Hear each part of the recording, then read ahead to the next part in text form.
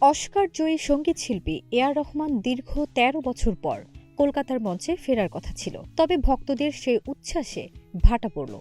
আগামী ১১ জানুয়ারি কলকাতায় এ.আর রহমানের যে কনসার্ট হওয়ার কথা ছিল তা আপাতত বাতিল হয়েছে।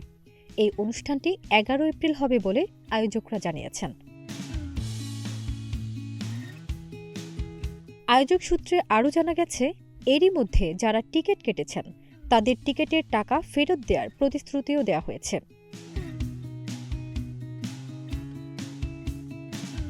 আগামী ৩০ জানুয়ারির মধ্যে নির্দিষ্ট ওয়েবসাইটে ইমেল করে টাকা ফেরতের আবেদন করতে পারবেন দর্শক। হঠাৎ অনুষ্ঠান পিছিয়ে যাওয়া নিয়ে সংগীত মহলে বইছে নানা আলোচনার ঝড়। রহমানের মতো এত বড় মাপের শিল্পী কি সেই ঝুঁকি এড়াতে অনুষ্ঠান পিছিয়ে দিলেন? এই প্রশ্ন এখন অনেকের মুখে।